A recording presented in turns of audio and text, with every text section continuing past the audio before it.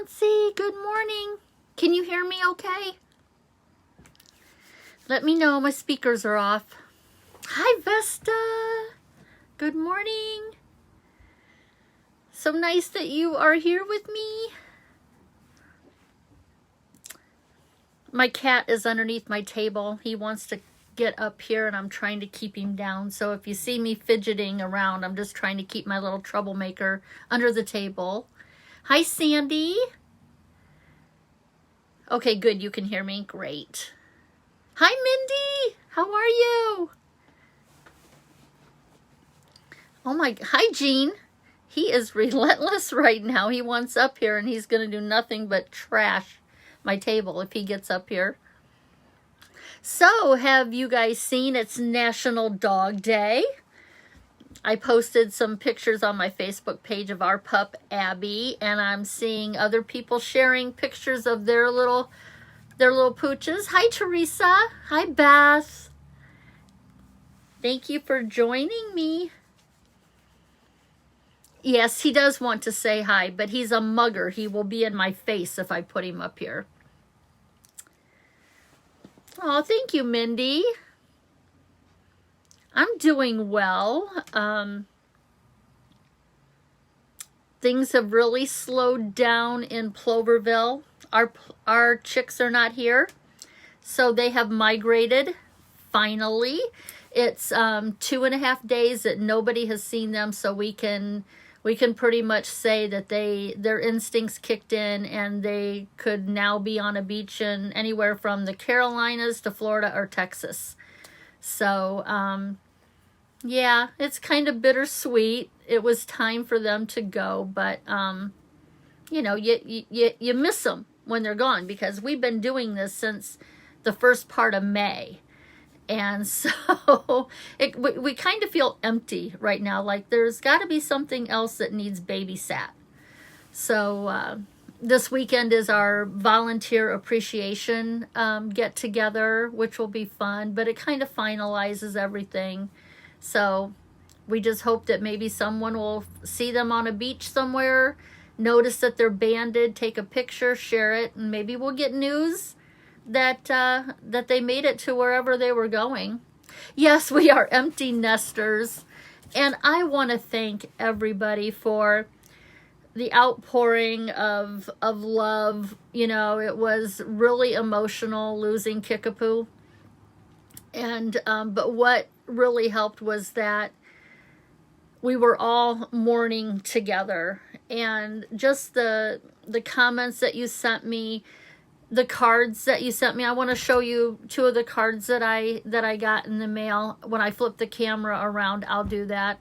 Just very, very thoughtful, and I really do appreciate it. You guys really helped me get through a rough patch there, but we were all mourning them because I was so happy that they touched all of your hearts as much as they touched ours. So I mean, the love spread like nationwide for these little plover chicks. So we were all in it together, and we could support each other. So I thank you. Hi, Pat. Did you get your card kit in your mailbox? Let me know. Okay, so that is really all the news that I've got. Of course, celebration is going on this month and next. If you are new to Stampin' Up! And you don't have any of the catalogs, please message me. I'd love to send them to you.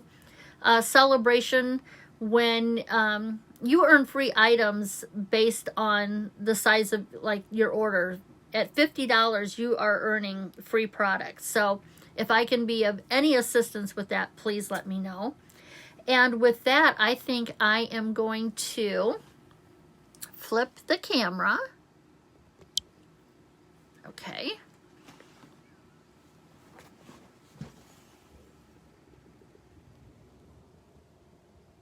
I try to do this slow so that I don't make anybody dizzy.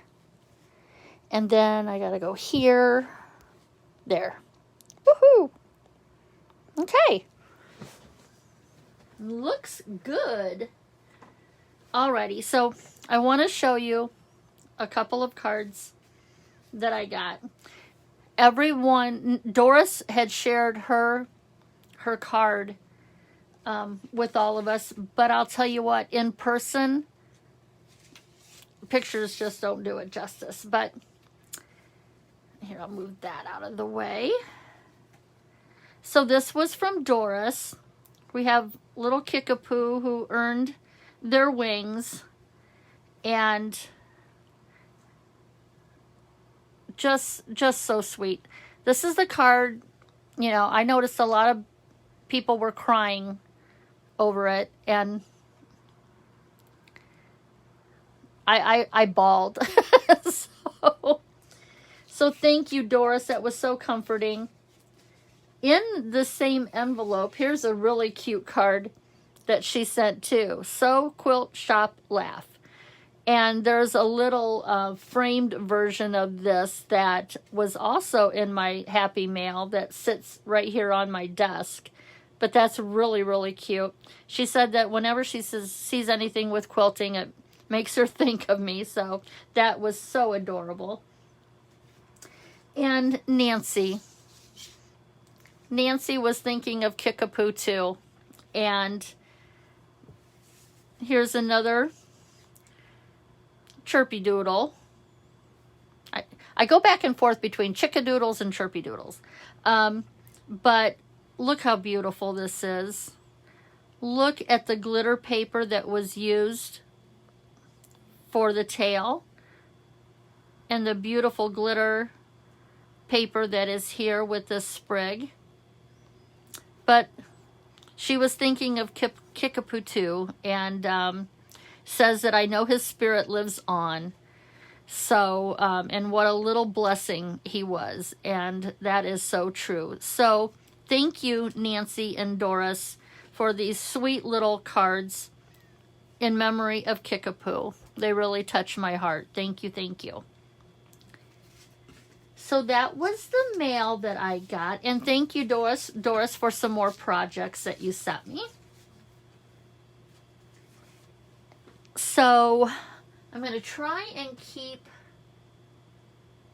up with comments over here. So I shared a picture of a winter quilt. It was a snow globe quilt with winter scenes. That was my inspiration. Oh, bringing the... Oh boy, what's going on here? Are you guys seeing an interruption? I wonder if somebody is either trying to call me, but now we're back in focus. That was totally out of my control. Okay, Tony, you kept freezing. Is it better now?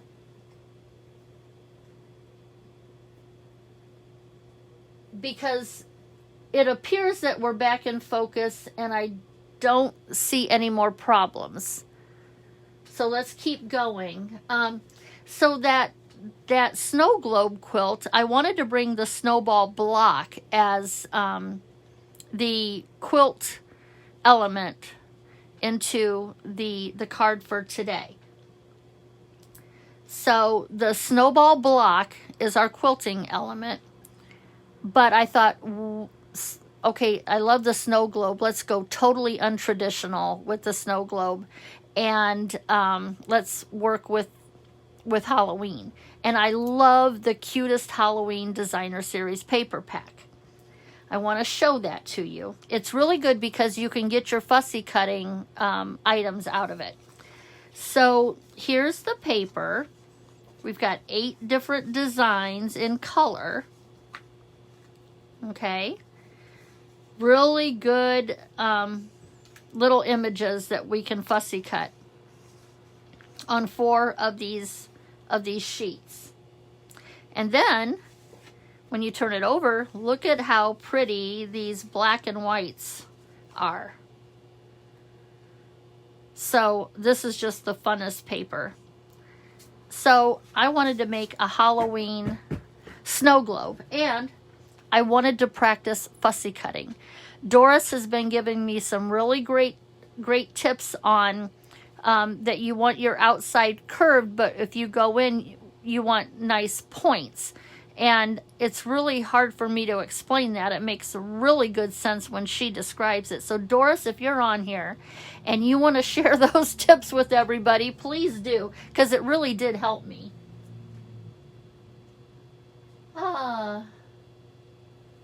Mindy, I am right there with you, because Halloween, our grandkids live across the state. Our neighborhood, the number of kids that trick or treat plummeted to, like, over the years to 0. So Halloween is not a holiday that I really get excited about because I don't have any kids to share it with. But this paper, I'm so glad I got it, is really fun. And I'm going to send these cards out to the grandkids in the mail. But it's really fun paper, and I'm really glad that I got it. I, too, don't have a lot of Halloween stuff. Hi, Kathy. Hi, Sharon. Okay, so this is the paper. And then I'll show you the 3 cards that I shared. And I got to be honest, I wasn't happy with my cards, but over the last couple of days, I absolutely love them now. I don't know why, but the more I look at them, the happier that I am with these snow globes. So my very first one I did was with the little bats. And I popped up the bats so that they were in the forefront. And this is all supposed to look like it's deep behind what I wanted my focal points. This is Bumblebee cardstock, and I used Wink of Stella all over it to give it the look of glitter paper. So my first snow globe was of the little bats. And of course, once you start fussy cutting and images come into your head, you got to keep doing more. So then this was my second one. And what I did is I just stacked the cute images on top of each other, and I drew little paws on top of the pumpkin's head for the feet of the kitty, and I gave it a little tail behind there, and then put the ghost. And I took a tree stamp from the Snowfront stamp set. It's retired, but I don't have a lot of tree images, so I had to go back into something that was retired. But I had a spooky little tree here. And so that was my next snow globe. And this one, out of the same sheet of paper were the little houses. So I wanted it to look like there was a ghost coming out of one of the houses that I popped up with a dimensional. But here I just have a fun group of ghosts here. And so that was my next one. So that leaves one sheet that we're going to do today. And that is with the skulls and the little bird and the stones here. So this is the card that we're going to put together today. Oh, okay, you're back? Gosh, Mindy, I don't know what's going on. I do apologize. It's got to be a Facebook thing. Okay, so I had shared the cutting instructions with everybody yesterday. What I went ahead and did was I put my insert down. This is a 5.5 by 8.5 sheet of cardstock, which is half of a 8.5 by 11, and then I scored it at 4 1/4. And I went ahead and that layer that was 4 by 5 1/4, I went ahead and put that on too. I chose this one because of the little skulls that are in the DSP. So that's my background. We can set that aside.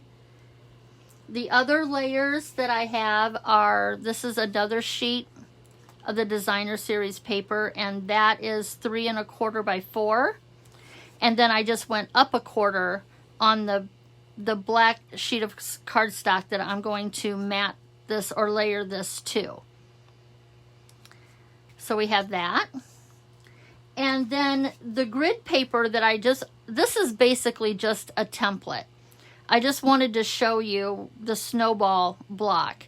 Now, this measures 3 1/4 by 4 also. And so it's the same size as this DSP. So you can build your snow globe on this, or you can just put your snow globe down right to this sheet of this piece of designer series paper. Now to get our corners cut off, I came in at 3/4 of an inch on an angle here, and then I just cut on that diagonal in order to take the corners, give us our globe illusion there. So come down 3. If you're using grid paper that each one of these squares is 1/4 inch, you're going to come down 3 and over 3, make a little tick mark, and line them up, and then cut on a diagonal. And that will give you your Snowball block. Coming to the base of the snow globe, this is 3/4 by 3/4 or 3/4 of an inch by 3 1/4. And then again, I came over 3/4 of an inch from both sides, made a little tick mark, and then I cut my paper on a diagonal down to these corners. And that gives us our snow globe base. So again, this was a 3/4 of an inch by 3 1/4 inches long. I counted over, made a tick mark there at the 3/4 inch, and then just cut on a diagonal to this outside corner here in the bottom right and the bottom left. Does that make sense to everybody? And then when you put your snow globe, you put your globe on, it looks like that.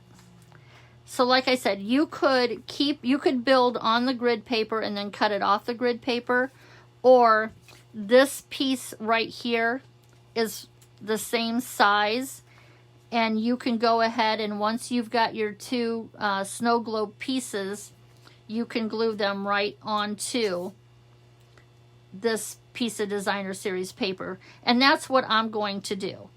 I'm just going to go ahead, and I'm just going to keep this as a template. So I'm going to put my base on first.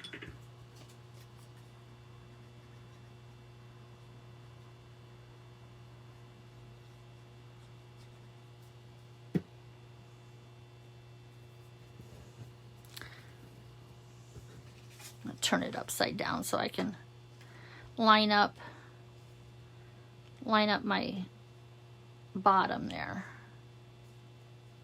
So I'm just putting the snow globe base on first, and then we will put on the globe part of it.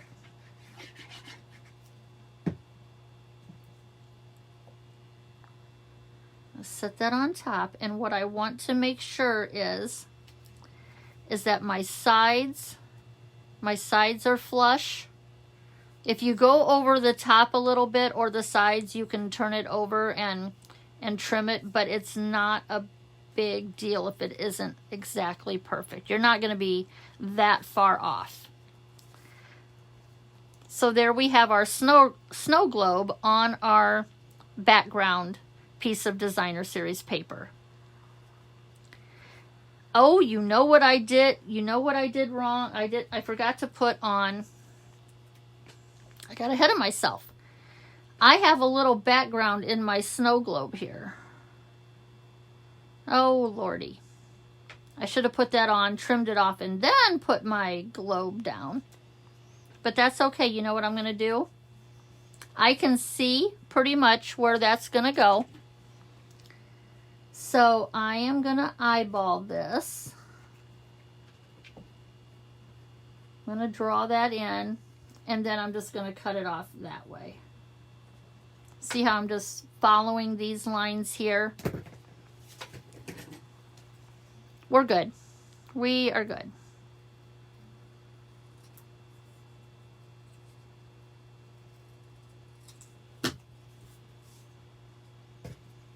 Erase my pencil lines here.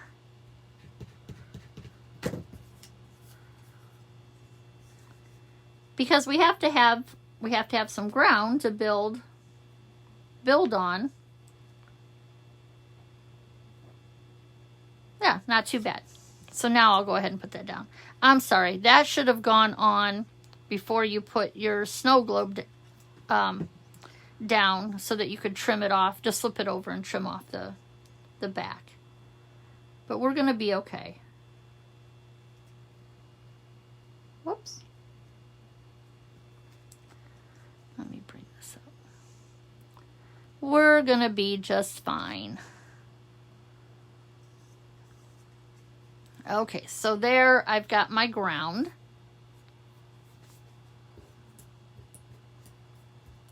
I am so worried about the cat jumping up here that I am not paying attention. Because if he comes up here, there's going to be a mess.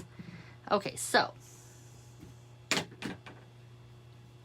going to bring in my silicone mat here because I'm going to be gluing a lot of little pieces here. I have all of my fussy cut. I chose this little skull, this one, and I used the just because the sheet of designer series paper. Oh, here we go again. Waiting for live video signal. Okay, are we back? You guys, I apologize.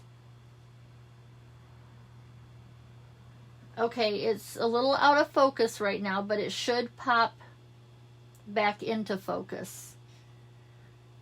I've been dreading the whole Facebook Live interruption thing, and I've gotten by so well for so long. Because I'm like, I don't know what to do if it happens. It looks like we're back. Even though you have some images that are cut off on the, you know, where the pattern ends for the size of the paper, you can still incorporate those coming in from a side. So that's what I did. I'm going to use this little skull here. He's going to come in from the side of my globe. And then I have, like I said, some little tombstones here. And my fussy cutting isn't perfect, but Doris, I am more happy with my fussy cutting right now than I have been in the past. So that's a plus. That's a big plus. I have my trick or treat, and because I don't have a lot of Halloween stuff, this is a retired stamp set from way back. I picked it up on a retired Stampin' Up Facebook page where they sell retired stuff. So I did have something that said trick or treat. And I've got my little piece of ribbon. This circle here is a 1 3/4 inch circle, and then I just colored it with the Wink of Stella. Okay, and then I have a little surprise, a little added element that I think that you'll like when we get to putting our snow globe scene together. So let's bring this back in. What I want to do is kind of decide where I want my full moon. So right now we're just laying things out and playing with placement. Now this one, I did want him coming in from the side. And when I was playing around with this earlier, I knew that I kind of wanted this one here kind of on an angle looking at the other guy. And this one here, I wanted him like he's coming up from the ground and peeking out. So since I have all that, I'm just going to move them around. I'm going to go ahead and I'm going to put this guy down first. Nope, I'm not. I'm going to put my full moon on first, because some of this might end up layering over my full moon. So let's just put our full moon down. And another thing you noticed, I inked around the edges of my globe because I thought by doing so, when you get into these corners here that are real pointy, it gave it that round look, just the ink did. So that's why I inked the edges. It gave it that roundness to make it look more believable that it's a snow globe. Now for this one, now we'll put this little guy down. We'll see if anybody's already wheels are spinning as to what I'm going to do next as a little element of surprise.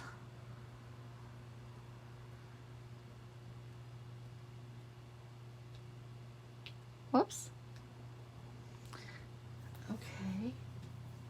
Oh, yeah, Mindy, I know it's Facebook, but it's so aggravating. Okay. So this is a cute little bird, right? The face is there, the beak is there. Well, guess what? He's going to be a Halloween chirpy doodle. I cut a little circle and folded it. And let me bring in some tweezers so I can at least hold this down. So you see where I'm going with that? I'm going to cover up this little bird's body. This was like a 1/2-inch circle.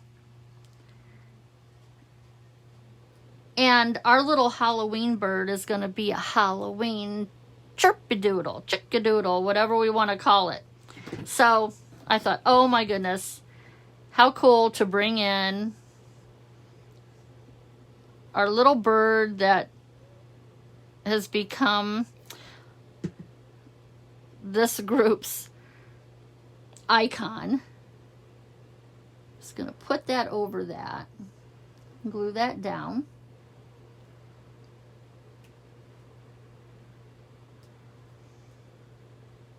And then I will go in with a little snippet of a dimensional and put that in there. Or we can leave his wing to flap. Or I can tuck that down. But see, now we have a Halloween chirpy doodle. Just by covering up that little bird's body and the wing that was there in the paper. Thanks, Susan. Hi, Kathy. So, you know, gotta bring in the little chirpy doodle element. And the cat is on the table. So, you guys, if I freak out, you'll know why. Now we can go on to just keep building our snow globe scene here. Now I'm gonna bring in, I think I'm gonna put a stone right about there,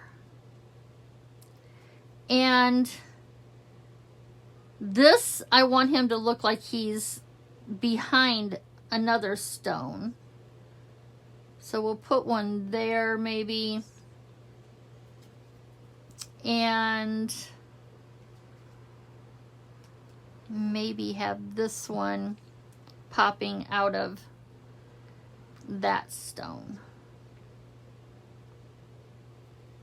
So once I'm happy with how it looks, then I'll go ahead and start gluing these down. And I think I'm going to pop up this stone right here. So I'm just going to go ahead and finish gluing these down.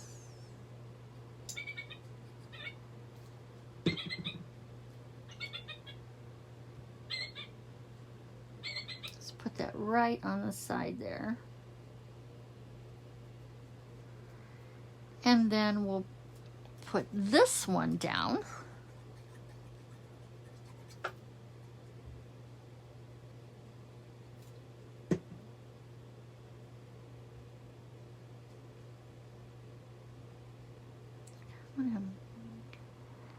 Kind of tilted there. Okay. And then just finish off. Maybe I wasn't so happy with my Halloween cards at first because you know, Halloween is, I've got friends who go all out for Halloween. When we lost all of our trick-or-treaters, you know, the kids in the neighborhood just must have gotten bigger. And I'm going to be hiding his face a little bit.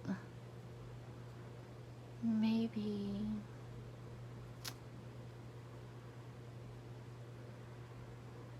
I'm just going to cut this off at an angle and hide some of this one. So it just looks like it's sitting behind this marker here.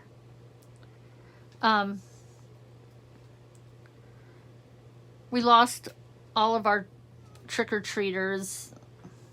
Like I said, the grandkids live across state.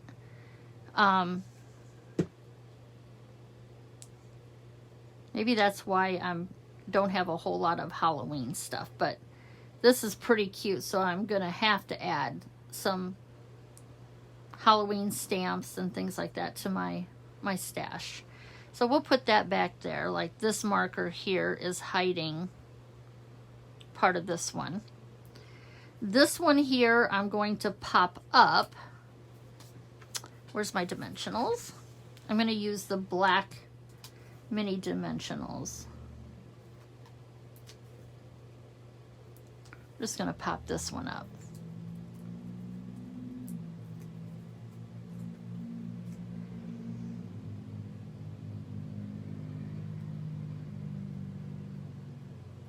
Okay, so there we have our scene, and I think I'm going to come in with the Winka Stella, and we'll just put like the moon is casting some glittery shadows.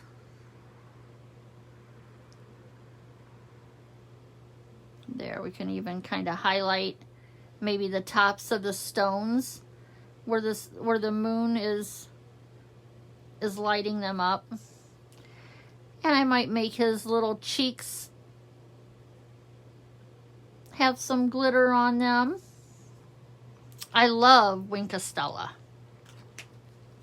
It can, if you don't have glitter paper, it can make someone think you got glitter. You use glitter paper because it gives it that nice shimmer. And I had one more of these. I don't know if this would be, I think that becomes too much. So I'm just not going to use that one. So here we have our scene here. And I'm going to put some bling still on here. So I'm going to fill up or add more interest to the globe here. But now that we have our globe, we can put it on that black. I'm using black. Whatever you chose, you probably have used a different color. But I'm going to mount this then, or layer this onto the black.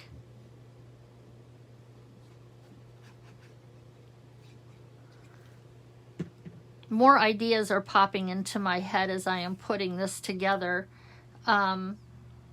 If you're going to use a really flat looking paper for the base of your snow globe, then maybe run that through an embossing folder first to give it some dimension. I'm looking at just how flat this is compared to the design that is in the base here, or this here. So if you have a really flat looking base, if you want to give it some texture, you could run that through an embossing folder. I'll have to play with how I want to, I could also I could stamp on here and use clear embossing powder and use my heat tool and raise the image so it gives it some interest also. I'll play around with that. I could also use rhinestones or some other bling and maybe make a row of maybe up here to separate the ground from the base. I'll play around with that, but there's got to be something that separates my colors here, so I'll have to play with that. Just another reason to keep your wheels spinning and keep creating, right? Okay, so now that we got that, now it is, where do I want to put it on my card base? Do I want it high? Do I want it low? In the middle? Looking at my other cards, this one's in the middle. Well, kind of high because I put my sentiment down here. This one's low so that I could put the trick or treat at the top. This one here is kind of in the middle, and then I just put it on an angle.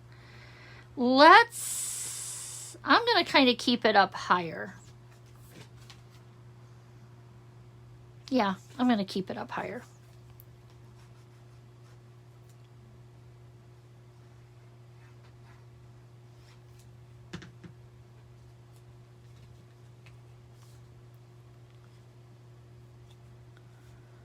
And the whole thing, I'm getting better at not being so wonky when I put things down, but it happens still. I'm just going to try and make sure it's straight. Put that down. And let's see, we still have our trick or treat element to bring in, and I have some of the black glitter ribbon.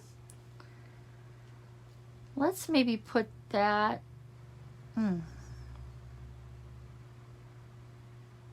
Wow.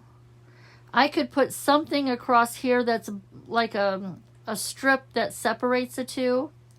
I could put my ribbon there to bring interest to the base. Or I can put it like I have to the other ones over here by itself in the corner.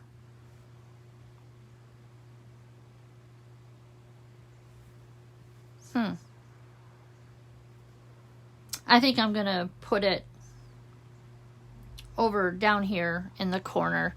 And I need some glue dots.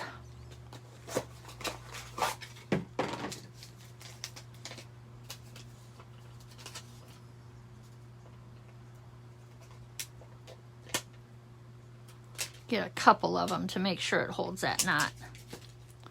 And then I'm just going to fold in the edges of that glue dot, and I think I'm just going to put it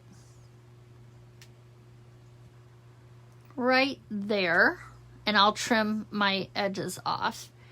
And then I'm going to pop this one up. So we'll bring in the dimensionals again, if I can find where I put them when I was moving things out of my way. Here we go.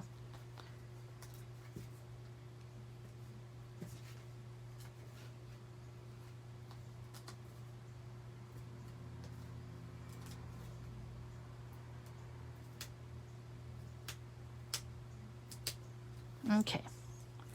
Give it a, whoops. This little guy fell right off. There we go. Just peel the backs off.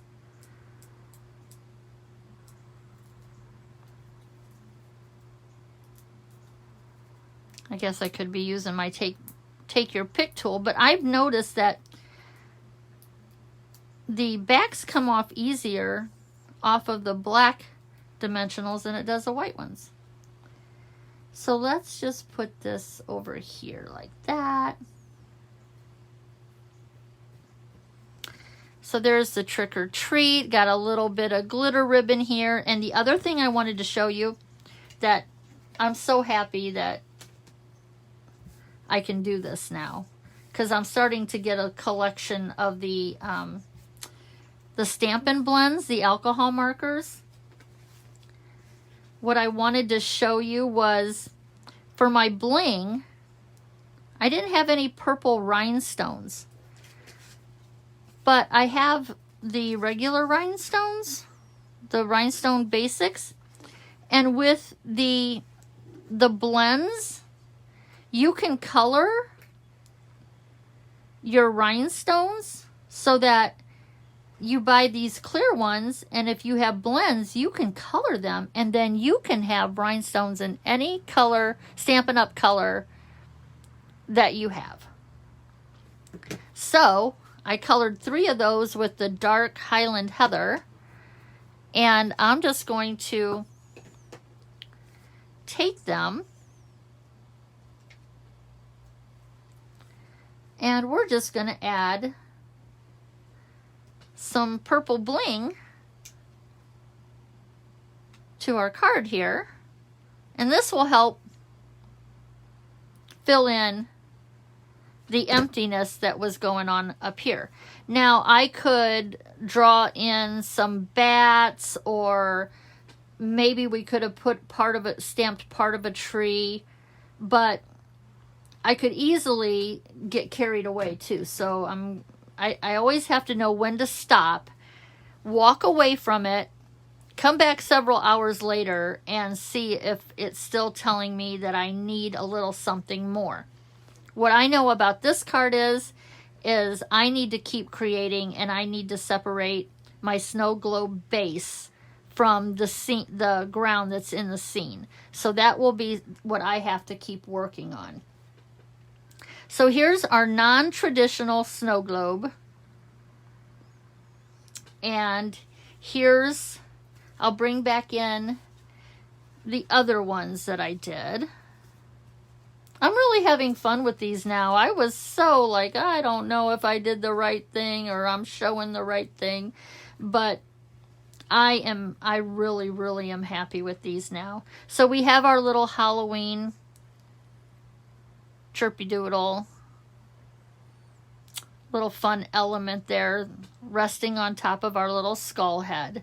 And I will just keep fussing with this until I'm happy with it.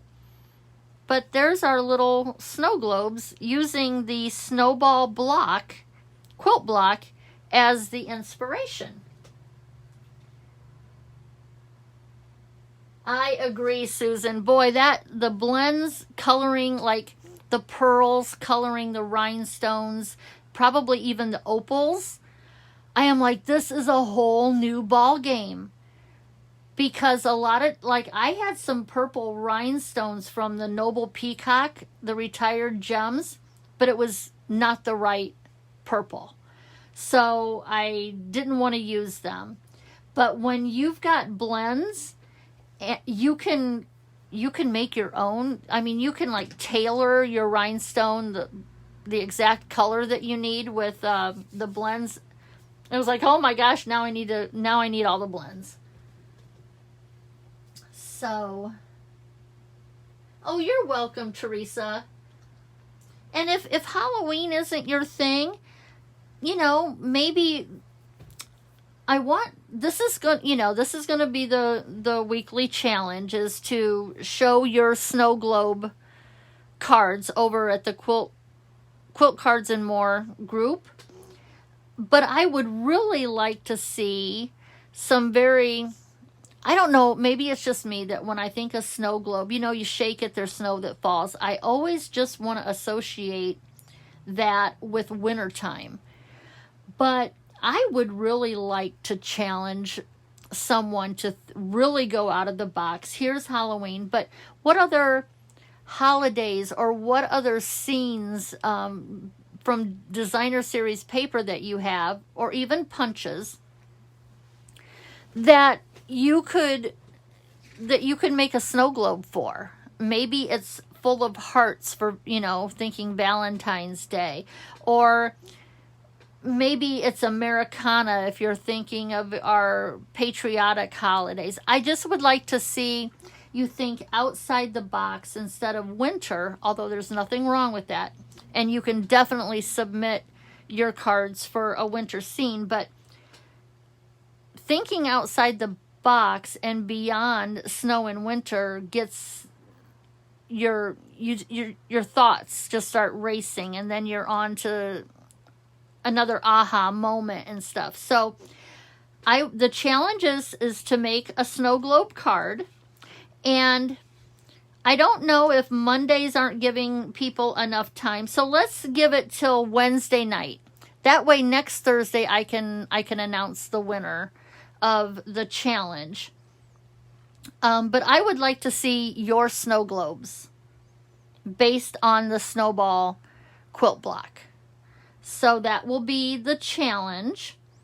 And then one of the cards will go out to you with some little extras included in your little prize.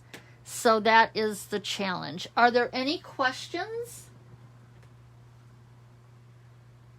Oh, butterflies. Oh, my goodness. Think of meadows. And, oh, Mindy, you're probably getting some other people's wheels spinning.